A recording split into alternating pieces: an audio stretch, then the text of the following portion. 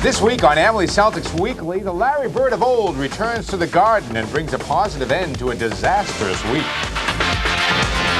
We'll take a look at Celtic rookie Rick Fox as he finishes up his first season in the NBA. And what do D. Brown, Reggie Lewis, Joe Klein, Rick Fox, Sports Channel, Reebok, and the Boys and Girls Clubs all have in common? It's all here next on Emily Celtics Weekly. Emily Celtics Weekly, brought to you by Emily Motor Oil. Better than it has to be. And now, here's your host, Mike Gorman. Hi, everybody. I'm Mike Gorman, and welcome to Emily Celtics Weekly. Well, with about a month left in the season, Celtic fans and Chris Ford are looking for a steady, consistent lineup to take this team right through the playoffs. In this respect, Chris Ford has had his work cut out for him. He's had to use 12 different starting lineups so far this year. Last week at this time, the Celtics were riding a 4-game winning streak, but then they headed out onto the road, and their struggles continued. The Celtics get off quickly down in Miami. Kevin McHale inside to Eddie Pinckney, who gets fouled. The Celtics are up 14 in the first. But then Kevin Edwards comes up with a steal, gets it ahead to Grant Long. He will eventually find Alec Kessler for the layup. Celtic lead is down to 3, 32-29 in the second. Ronnie Cycli would bother the Celtics all night long, especially Kevin McHale on this play as he goes by him for a layup, and the Heats grab the lead, 37-36. Reggie Lewis had 28 on the night. That turnaround puts Celtics back up by 7. They're on a 9-0 run. Then Larry Bird saves the loose ball, but Grant Long steals it and gives it up to Bimbo Coles for the stuff, and the Celtics are up 49-44. Larry Bird, nice bounce pass here to D. Brown for the layup. The Celtics lead is 4, 56-52 at this time. But then Grant Long muscles in a bank shot and gets fouled, and the Heat take the lead back, 57-56. D. Brown to Larry Bird, but the pass hit him on the head. The Celtics struggling a bit. Then Larry Bird had this pass kind of left behind D. Brown, but stolen by Grant Long, who goes all the way for the dunk. And the Heat are now up by 5, and the Heat have a 9-0 run of their own. Robert Parrish gets stuffed there by Ronnie Cycli. Ryan Shaw to Cycli for a running scoop shot, and the Heat have now opened up a 7-point lead, 63-56. Glenn Rice, the alley-oop to Steve Smith. He would have 12 on the night, and then Rice again with the kind of lob shot. He had a big night, 31. Kevin McHale hits a jumper from the top of the key, but Rice another bomb, and Miami wins it.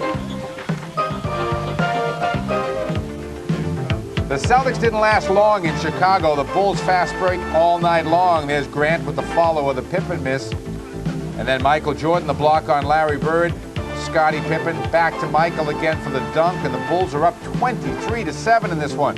John Paxson steals a Larry Bird pass, gives to Scottie Pippen, back to Horace Grant, another dunk. The Bulls lead is suddenly 20. All night long, just one fast break after another for the Chicago Bulls. Michael Jordan on the drive there by Eddie Pinckney. And then watch Scottie Pippen right here. Stealing the pass, he flushes it home, and the Bulls have a 37-13 lead. Scottie Pippen coming from behind to stuff a fast break. It was just all Chicago all night long. John Bagley losing the ball. Bob Hampson to B.J. Armstrong. The Bulls are up 24 at this time, 47-23. Hodges the alley-oop from Michael Jordan. The Bulls go up by 26. Reggie Lewis loses the ball to Horace Grant. Up to Scottie Pippen. It's dunk time again. The Bulls lead 7-45 in the third. Larry Bird has a pass stolen by Bill Cartwright to Scottie Pippen to Michael Jordan. It's now 74-45. This just got worse as the night went on. Celtics got killed in Chicago. Well, after those 2 road losses, the Celtics look forward to coming home, even if home meant the Hartford Civic Center. And we'll check out the rest of the week's highlights and a lot more. That's all coming up on Emily Celtics Weekly. And Portland wanted the call, and they got it. That was offensive interference. And he Ainge ushering Chris Ford aside. The Celtics really looking forward to a weekend home after that disastrous road trip. And on Friday night, they were down in Hartford to battle the red-hot New Jersey Nets. And unfortunately, the Nets had a surprise in store for Boston. The Nets jumped on the Celtics early in this one. Drazen Petrovic with the steal behind the back to Mookie Blaylock. And the Nets are up by 4 early in the first quarter. Celtics a little fast break of their own. Bird to D. Brown. D had 13 on the night. Ties the game right there at 20. But then Derek Coleman, some good defense on Eddie Pinckney. Bowie passes ahead to Blaylock. Over to Petro for 2 more, and the Nets are up by 7. John Bagley, a steal, gets it ahead to Ed Pinckney. Quick pass for Kevin McHale for the layup. Nets 35-32 in the second. Then John Bagley again to McHale. And the Celtics take the lead 40-38. D. Brown coming up with the steal. Ahead to Kevin Gamble. Kevin gets the layup, and the Celtics now up by 12 in the third. And then another Celtic fast break. Reggie Lewis the dunk. Celtics lead 81-62, looking good. But Petrovic with the steal leads it ahead to Chris Morris, who had 20. The Celtic lead's cut to 10 in the fourth quarter. Mookie Blaylock. Petrovic for the quick baseline turnaround ties the game at 96. And then a fast break. Nice passing there by the Nets, and they get a layup from Terry Mills. And then Terry Mills blocks the shot on Larry Bird. Reggie Lewis picks up the ball, is called for a double dribble, but then the officials change the call. Reggie Lewis, though, misses the shot to tie the game and fouls Sam Bowie. And then Kevin McHale misses a three-point attempt late. And the Nets get out of there with a win. Let's face it, Petro just brought us back from the depths of despair with some great outside shooting, but if we hadn't scored a couple baskets inside, I don't know if we'd ever got those outside shots again. We've been down by 19 points, and we started to play tougher defense, and we came back, cut the lead on 11 points, and after that we felt like we can get this one. They just started doing a better job at boxing us out, making sure that they kept a body on everyone. And at the other end, you know, they was just getting any kind of shots that they went offensively. We didn't do a good job at just playing team defense. No one really expected the game they found at the Boston Garden on Sunday afternoon. Larry Bird with the spin move here in the baseline. The Celtics go up 32-28 over the Blazers in the first. Yes, that's Danny Ainge with the three-pointer right there. And the Trailblazers are up 3, 43-40 in the second. Mark Bryant, ex of Seton Hall, the steal and the dunk. And the Trailblazers lead by 7. Then D. Brown comes up with a steal of his own.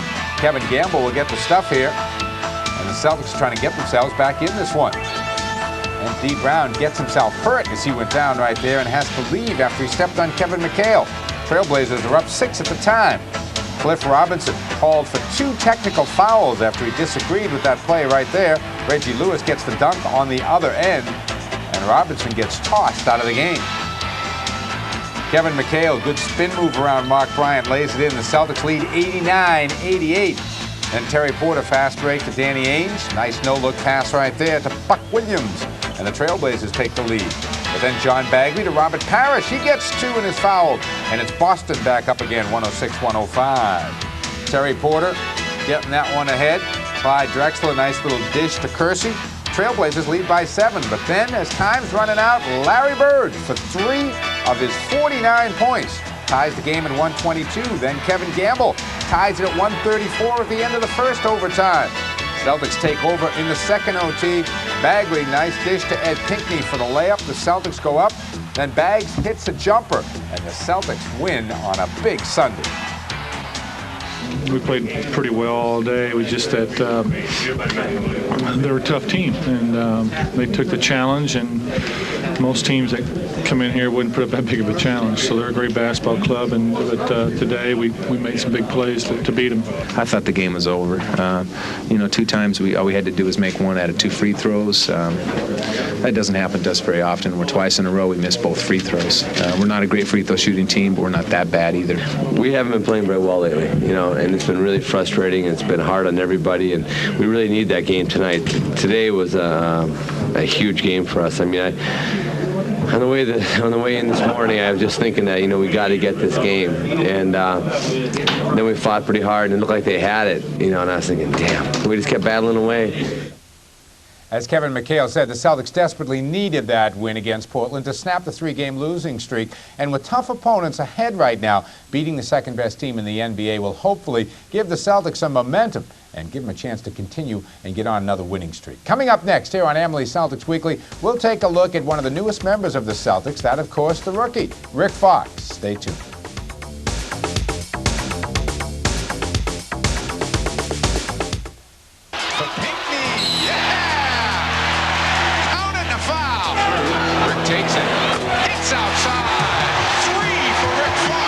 The 1991 draft select Rick Fox, University of North Carolina. 6'7" forward.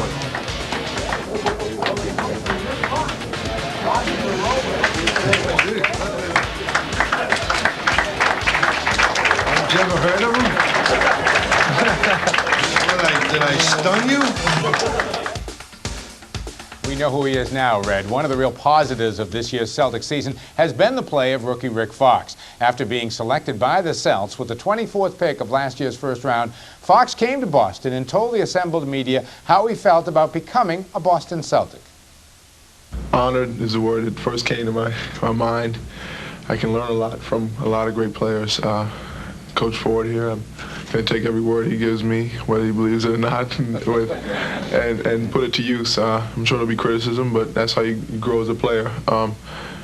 I think, like you said, the first step is going to be able to come in and play defense and prove that I'm going to work hard enough and to be considered a Celtic.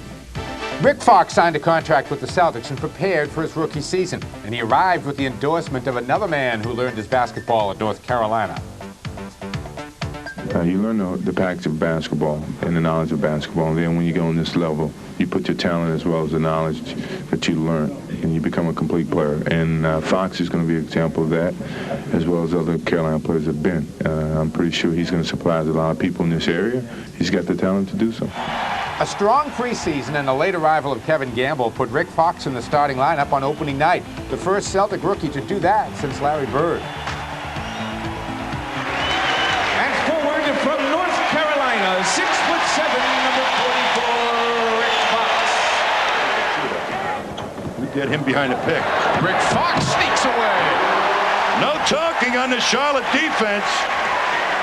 Celtics only scored 8 points in the first 7 minutes of this fourth quarter. Reed is stripped, Fox hustles, and the Celtics come up with it.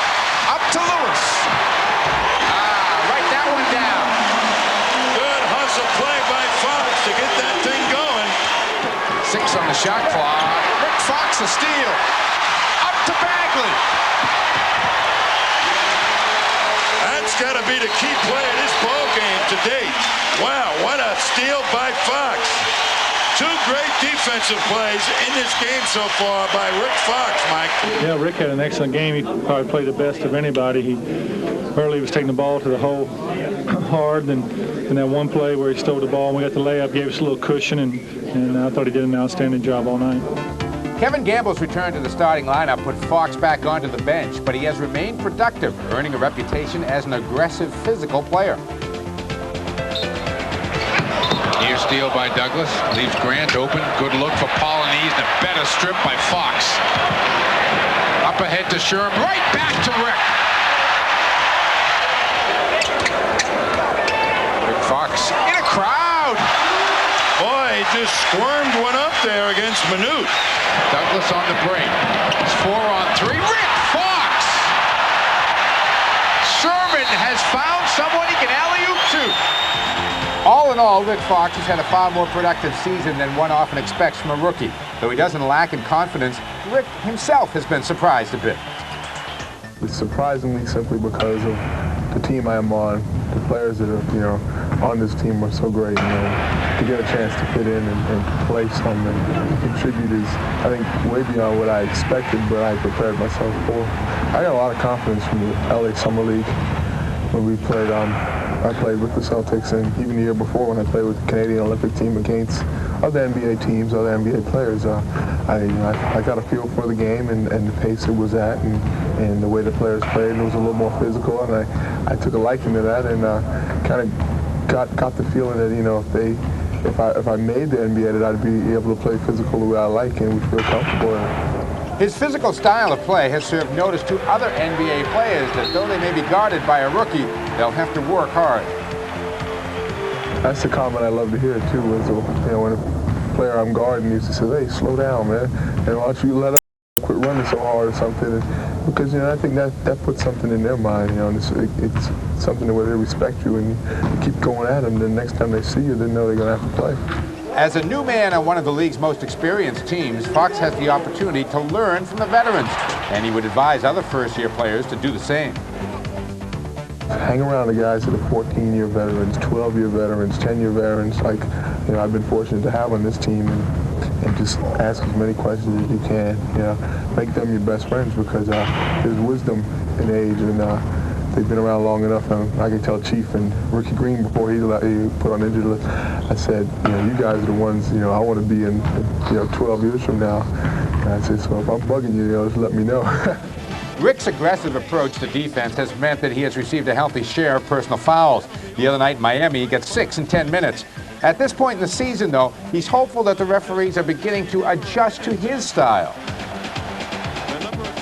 I've gotten the feeling that they understand me to be a physical defensive player, physical offensive player, someone that is, has just hands-on, whether it's the ball or the players. And I think they have let me play a little more than they did initially at the beginning of the season. But other than the Miami game the other night, and where I just didn't have 6 fouls in the 4 previous games, and now I have 6 fouls in 10 minutes. One group that has accepted Fox's all-out attitude has been the Boston Garden fans. They enjoy his effort, his enthusiasm, and that hard-to-define ability to make things happen. I appreciate it a lot, simply because it's not easy to come into the NBA and to be out there in a first-year situation. I think they understand that I'm the kind of player that you're going to get sick and tired of me, running into people or just playing strictly hard. But it's something I think you have to live up with right now until I go into the mental side, and then mental catches up with the physical. Because I think you can never fault playing hard, because there's so many guys out there that won't give you that effort. And if you can learn how to play smart as well as hard, I think that's when you become the kind of player that people start talking about, that are a credit to the league and not only the team. Well, Rick Fox definitely has a bright future in the NBA, and he, his teammates, Sports Channel and Reebok are making sure that the youth of Boston have some bright futures too. We'll have that coming up next on Amalie Celtics Weekly. Girls Club of New Britain, Connecticut, where I'm from, I can attest firsthand about how important it is to have a place where you can go, where everyone is included. No one's ever excluded from the club. Race, creed, or color. That was always one of the lessons that we were taught very early on. Being a part of the club, we were all just members together, and we never excluded anyone. And I think that's a lesson that we hope to continue in our efforts with the Celtics and Boys and Girls Clubs and Sports Channel. When the Celtics are not on the court, they spend a lot of their time and energy helping different charities. This year, it's scoring baskets that will help out, as Sports Channel, Reebok, and the Boston Celtics have teamed up to help out the Boys and Girls Clubs. A fast break layup, a wide open 3, a power jam. As any fan will tell you, the Boston Celtics can score in a variety of ways to beat their opponent. But to the Boys and Girls Clubs of New England, it's not the style that matters, it's the final tally. Because every point the Celtics score helps the club beat the streets. On March 5th, a press conference was held at the Reebok Concept Store in Boston to announce the campaign, Join the Club, a joint venture sponsored by Sports Channel, Reebok, and the Boston Celtics. The campaign will donate $10 to the Boys and Girls Club for every point the Celtics scored during a Sports Channel telecast.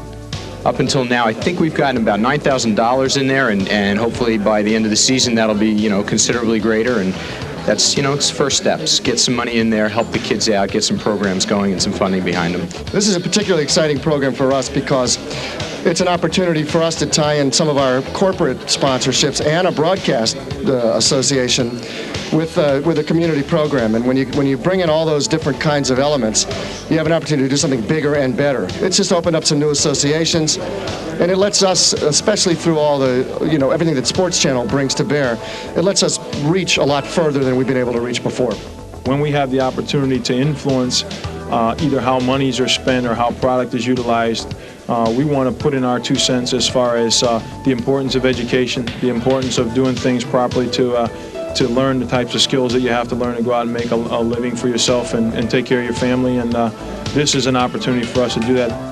The nicest thing about the club that I can remember and relate to anybody is that no one ever mentioned color or differences when we were growing up as kids in the club. And I would love for my kids to have that same type of environment where they can go somewhere and not have differences become an issue. It's that you all were the same, you all were members of the club, and that's a positive thing.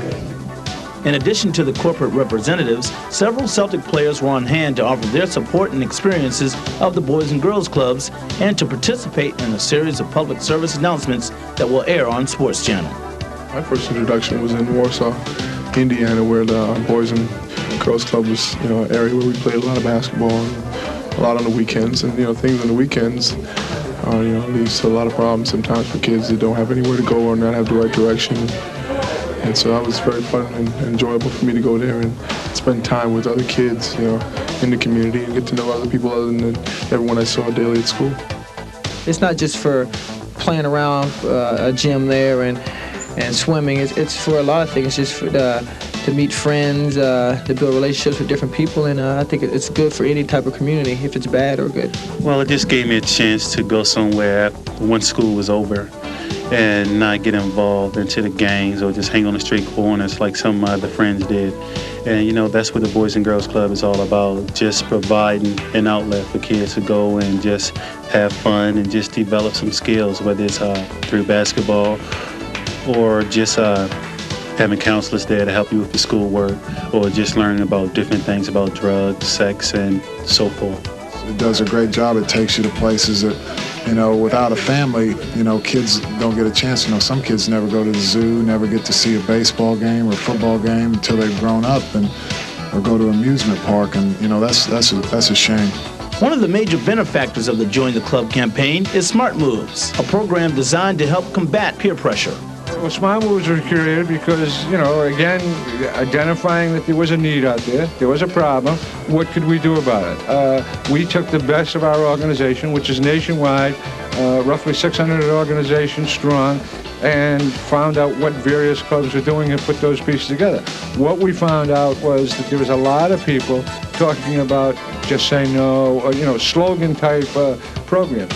We felt we had to go another degree. We had to get the kids involved. We had to get involved where peer resistance was part of it, so that the kids understood that, they didn't have to do these things, because the peers were saying you should do this. Well, we were using the kids to say you don't have to do it. And we took it another step. It's not only the youngsters in the club, but we also involve the parents in the community. So it's a team approach to the alcohol, to the drugs, and the sexuality problems that are going on. On Saturday, March 28th, Sports Channel, Reebok, and the Celtics will also sponsor the Reebok Boys and Girls Club Basketball Championships to be held at the Red Auerbach Arena on the campus of Brandeis University. There's always a lesson to be learned through the pursuit of trying to win. And one of the lessons that we hope that the kids will understand from competing in athletics is that it's not the destination that's important, the winning and losing. It's the journey of trying to achieve those things that's important, the lessons that you learn, sacrificing for your teammates, working together, dealing with adversity, and those are all lessons that we hope they'll learn from it. So we're excited. What does the future hold for the Boys and Girls Clubs of New England? If I had a dream, I'd like to see every community have at least one Boys and Girls Club. The movement is really expanding at this point, and it's just great to see kids all over New England having a place to go to get off the streets, and I really enjoy working for the clubs, and it's just wonderful. Well, I learned dignity, and I learned to be somebody. One of the many charities the Celtics help out on with their off-court time. The Celtics won't have much off-court time this week. It's a busy week. It starts on Tuesday night. The Celtics are out in Milwaukee to take on the Bucks, and that's at 8:30. Then on Wednesday night, the Cleveland Cavaliers, one of the best teams in the NBA, will be at the Garden. Game time 7 o'clock on Sports Channel. Friday night, it's the Pistons away again, and then on Sunday, the Golden State Warriors with Chris Mullin come to town as the Celtics will play a Sunday afternoon game again right here on Sports Channel. That'll do it for this week on Amalie Celtics Weekly. Hope you enjoyed it, everyone. See you next week.